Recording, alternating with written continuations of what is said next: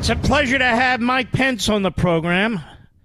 Mr. Vice President, how are you, sir? Mark Levin, I'm doing great. Thanks for having me back on. You know, I want people to know something. Politics is a funny thing. There's all kinds of battles, attacks going back and forth. That's the nature of politics. But you and I will always be friends.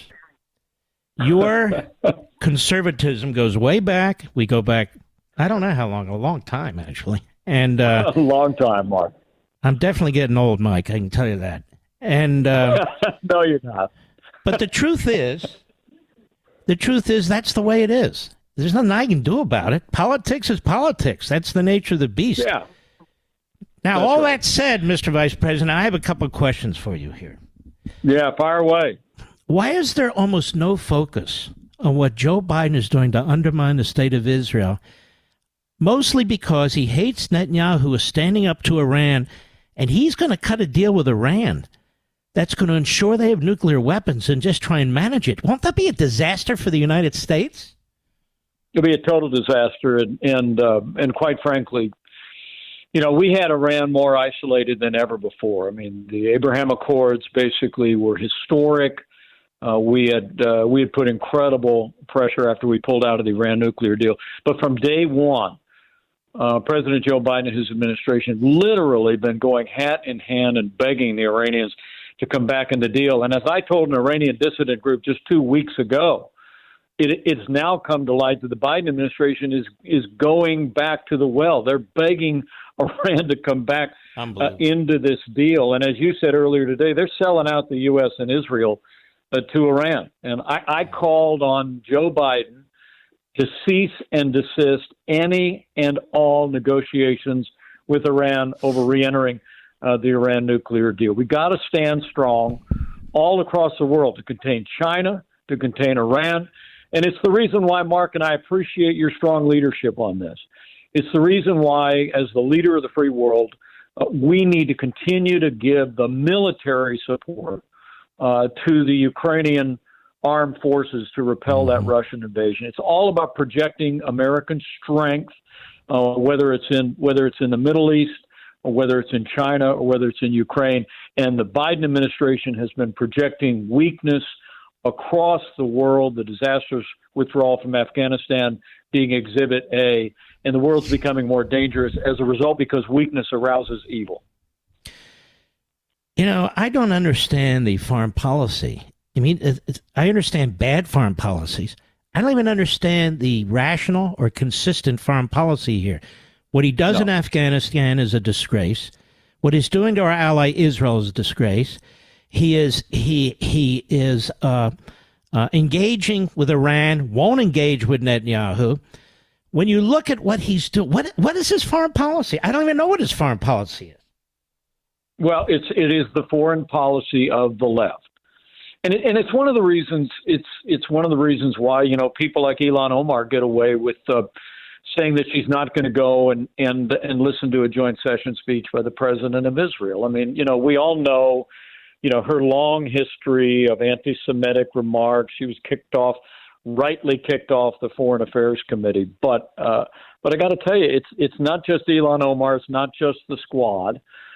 This is the politics of the left that are constantly morally creating a moral equivalency between those that would seek to destroy our most cherished ally, Israel, and the Jewish state of Israel that's been fighting for its own existence in its after it was restored to its historic homeland in 1948. You know, I've said many times, I'll say it again, at Christians United for Israel when I'm in Washington on Monday, Mark, that, you know, if the world knows nothing else, the world should know this. America stands with Israel. And it's one of those passionate things that have called me into this race for president. You know, as you said, you and I aren't new to this movement, but I think American leadership in the world being willing to stand with our allies, stand up to our enemies, show that American strength, is absolutely essential. I'm going to be a voice for that in this campaign. I'll tell your listeners around the country to find out more about us, go to MikePence2024.com. But we're fighting for that strong American leadership in the world, fiscal responsibility at home, the sanctity of life and traditional values at home. That's the conservative agenda you and I have been standing on for all these years, Mark. Yeah. Now, Vice President Pence, I want to talk about communist China. What in the world are we doing to prepare for this country that wants to go to war with us? We're sending a conga line of cabinet secretaries over there on bended knee. We don't know what they're discussing in closed-door meetings. I mean, I feel like this country, the people aren't unraveling. The government's unraveling the country. Does that make sense? That's right. No, the American people are still strong. Let me promise you. It's this government that's weak. I don't think you can describe Secretary Blinken's trip to China or Janet Yellen's trip to China as anything other than that Asian term, kowtowing. I mean, did you see how many times Janet Yellen bowed to her? Humiliating. Not even her counterpart in China. And then when Secretary Blinken went over, I read that he didn't even have a commitment to meet with Xi before he went over. And this is literally within days of when China is buzzing our aircraft in the South China Sea, cutting off American warships, and just a few weeks after they floated a balloon over strategic landmarks in the United States. I have to tell you, I never saw a worse example of appeasement foreign policy in recent years than sending over our Secretary of State and other cabinet members to meet with China and kind of beg them to like us again. I will tell you, I've met President Xi. I've stood nose to nose with him. I'm telling you what, I've taken the measure of the man. The only thing communist China understands is strength. Mm-hmm. And what we ought to be doing is not rebuilding our military, but building a military fitted to the challenges of the 21st century. It's going to only be if we build a military, we build a 350-ship Navy, we deploy American forces, that we're going to ensure peace through strength. If we continue on the path Biden's got us on, which is military budget cuts, literally political correctness at the Pentagon, and America on a trajectory of cutting military spending, I got to tell you, I don't want to think about what our armed forces may have to face in the days ahead. We need to meet this moment with American strength. Vice President Mike Pence, a couple of questions. Climate change seems to be the all-encompassing ideology for every left-wing harebrained agenda. Tell me, how many lives are we going to save, Mr. Vice President, by getting rid of incandescent light bulbs? I mean, are people eating them or something? Am I missing something?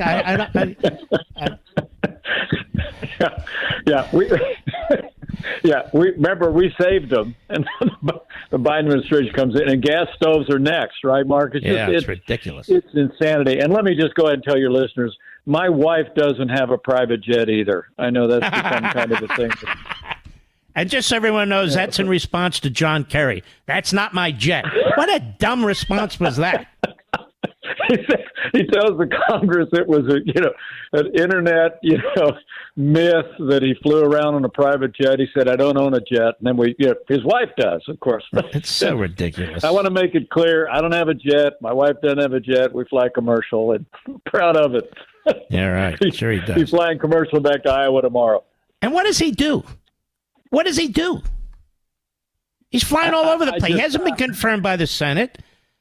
He just runs around on the government dime. I've never seen anything like that. Lawlessness.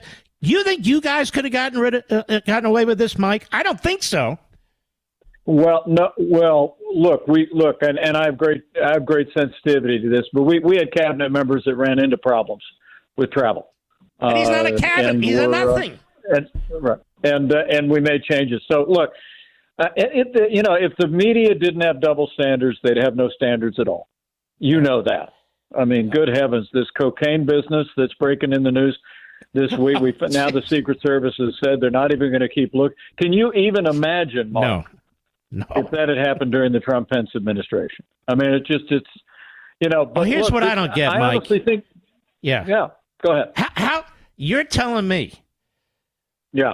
With seasoned Secret Service, FBI, top technology on the face of the earth. Somebody leaves cocaine in the White House. no Right. DNA, no fingerprints, no nothing. I don't believe it. I just don't believe. I don't believe our Secret Service is this imbecilic that they can't get to the bottom of this. I really don't believe it. I don't see how that's possible. And notice Joe Biden hasn't said a damn thing about it. I don't get it.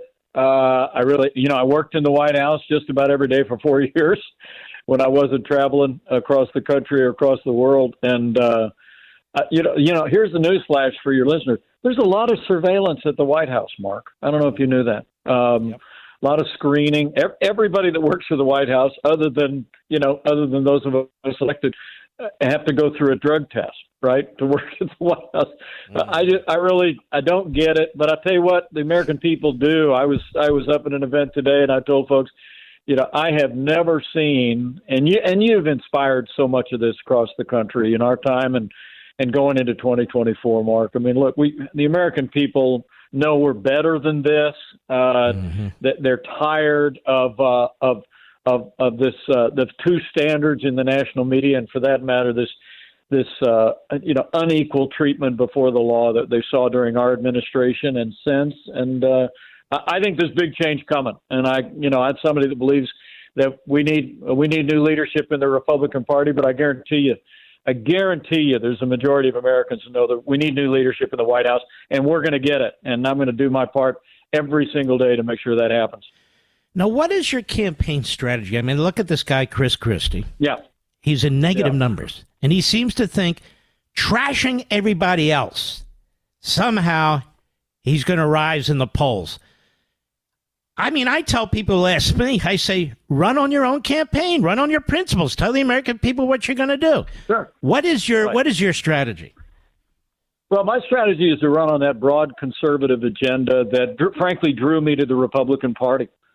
I mean, back in the days of Ronald Reagan, when I was a teenager, I was active in the Democratic Party. But as I listened to the voice of Ronald Reagan and his commitment to a strong national defense, American leadership in the world, a commitment to limited government and less government, less taxes, and traditional values, the right to life, I joined the Reagan Revolution. I never looked back. And I really think we're having a healthy debate in the Republican Party today, whether our party has changed or whether we're still about those things. Well, I think we're still about those things. I think those are still timeless American ideals. And they're also ideas that have carried Republicans to victory over the last 50 years in one election after another. So we're going to keep telling that story. Now, we'll draw the contrast. You said at the start of our conversation, elections are about choices, and in politics, you draw the difference on the issues. But I promise you, Mark, I'm going to stick to the issues. We're going to have a little bit of a candidate forum tomorrow in Iowa. I'm looking forward to it. We'll have a lot of those going forward. The Blaze is covering that. Make sure we get on that debate stage. Say again? Yeah, Blaze is covering that. Our digital online company. So we're looking forward to it. It's going to be a great day, and we're working around the clock to make sure that we're high enough in the polls to easily qualify for the debate, but we're working real hard to garner the 40,000 donors around the country that are required. That's why I mentioned the website, MikePence2024.com. People can go there and give a buck and make sure that we're on the stage, because that's what I want. I think negative personal attacks have no place in public life. You know me well. I've tried to carry myself that way over the last 20 years in various roles in Congress, as governor and as vice president. But I look forward to a good, vigorous debate about the future of the party and the future of the country, because Lord knows the American people need change, and it's only going to come from the Republican Party and the standard bearer that we put forward. Let me ask you a question that really has nothing to do with much, but I'm just curious. It's a personal point. When I go to some various events, particularly Jewish events, they have the same damn thing, salmon. Go, oh, would you like salmon? Okay, lox. Okay, yeah, okay, lox. You're on the road. You have to eat this stuff. You say to yourself, "Oh my God, not that again." Does that ever go into your head? I'm just curious. No. Well, I have occasionally met a fried chicken that I've seen enough of. Yes. That's part of it. That's part of the joy of it. You know, we spent almost the entire week around the 4th of July in Iowa, and we got in and out of a lot of great places, and also hit a lot of places called the Pizza Ranch out that way. That's just a great classic tradition in Iowa and across the heartland. And I never met a pizza I'd seen enough of, but I'd occasionally seen a fried chicken that I could pass. Well, my best to your family, Mr. Vice President. You take care of yourself out there. It's a little rough, you know, and all my best to you, sir. Well, God bless you. Thank you, Mark. It's great to be back on the Mark Levin Show. We appreciate your voice, your clarion voice for conservative values in the country, and we'll talk again soon. Appreciate it. You take care of yourself.